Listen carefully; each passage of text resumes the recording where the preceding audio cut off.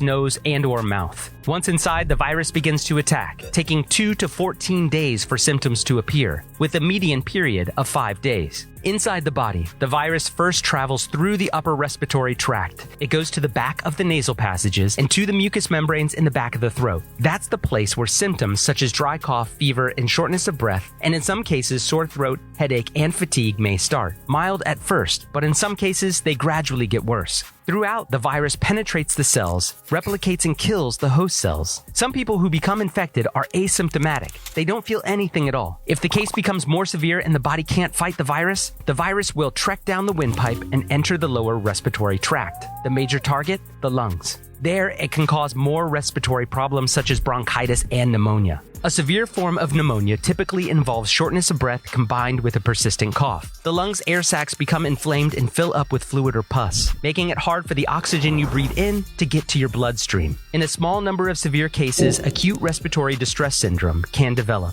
when oxygen can't get to the red blood cells and to the rest of the body. It may require a patient to be placed on a ventilator to supply oxygen. If too much of the lung is damaged and not enough oxygen gets to the rest of the body, it could lead to organ failure and possibly death.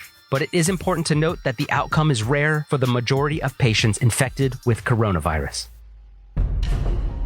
It's hard to differentiate the differences between men and women right now because, a lot of people say and a lot of specialists say there just isn't enough data to say definitively why more men than women. I mean, there have been previous studies that have shown that women just have overall better health. If you are preconditionally healthier than somebody else, if you're healthier before the virus, you're going to recover better than somebody else who isn't as healthy. But in China specifically, the reports had shown that most of the men were smoking and most women weren't, but it wasn't statistically significant to have a specific outcome. When it comes to your sense of smell and taste, with other respiratory illnesses like the common cold, it's usually a buildup of mucus that causes that loss of smell. But with the coronavirus, that's not the case at all because the coronavirus doesn't have a buildup of mucus. What happens is the virus starts, first it enters through your upper respiratory tract, so like your nose and your mouth, and it starts attacking that.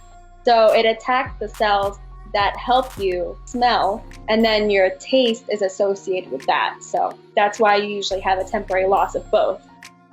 When the virus gets into your lower respiratory tract, it's especially dangerous because inflammation. When antibodies are being sent over to fight off the virus, it causes inflammation, and that inflammation can sort of block the airways in your lungs. They're air sacs.